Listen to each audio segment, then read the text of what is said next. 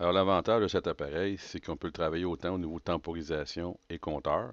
Nécessairement, il va falloir travailler avec ses paramètres pour pouvoir l'ajuster, pour savoir si on travaille timer-compteur, qu'on va voir un petit peu plus bas.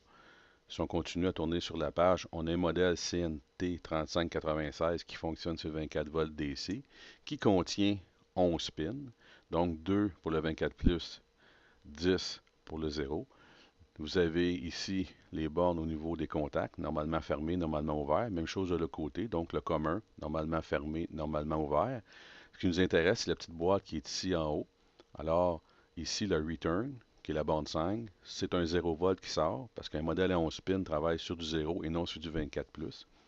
Alors, on va utiliser cette borne-là. On va pouvoir l'insérer un bouton poussoir, puis activer la borne 6 pour pouvoir faire un compte et prendre un autre bouton poussoir pour activer le reset qui est ici. Alors, vous avez deux choix. Vous pouvez utiliser la borne 5 pour avoir le 0 volt. Vous pouvez aussi utiliser le 0 volt de votre transformateur qui est relié ici à la borne 10. Alors, on va aller voir un petit peu plus loin pour les paramètres. Alors, on peut voir, on a plusieurs paramètres. Alors, pour que le compteur fonctionne, on doit s'installer sur A. Les autres afficheurs, c'est le nombre de comptes. Et le dernier, on est en compteur mode. On va utiliser C0, Operate, Preset Count. Pour le reste, je vous invite à lire le document, puis à l'expérimenter sur le compteur temporisateur afin que vous puissiez mieux comprendre le fonctionnement et le maîtriser. Alors, voici l'appareil. Cet appareil a l'avantage de travailler autant comme temporisateur ou comme compteur. Dans notre exemple, on va travailler au niveau du compteur. On peut voir ici, j'ai paramétré le A et CO parce que je veux travailler au niveau du compteur. Ces informations-là, on les retrouve dans la fiche signalétique du manufacturier. J'ai alimenté, donc 0,24 volts directement à ces bornes pour pouvoir avoir l'afficheur.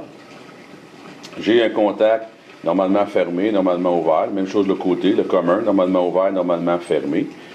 On peut travailler à partir de la borne du compteur, qui nous donne, vu que c'est un 11 pins, on travaille à partir du 0 volt.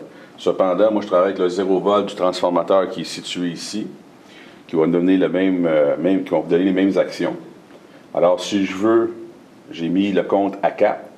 Alors, mon C qui est ici, si je pèse une fois, deux fois, et si je pèse sur l'autre bouton, même chose, j'ai mis du 0 volt, qui va activer la partie reset, il revient à 0. Alors, pour pouvoir activer les contacts, il faut que j'atteigne le compte de 4. J'ai installé mon multimètre sur les bornes normalement ouvertes afin de confirmer que les sorties fonctionnent. Alors, 1, 2, 3 et 4. On entend la sonnerie de mon multimètre. Pour l'arrêter, 0. Alors, on fait la même chose pour chacun des contacts, ce qui nous permet de valider le bon fonctionnement du compteur. Par la suite, on peut l'insérer dans votre circuit.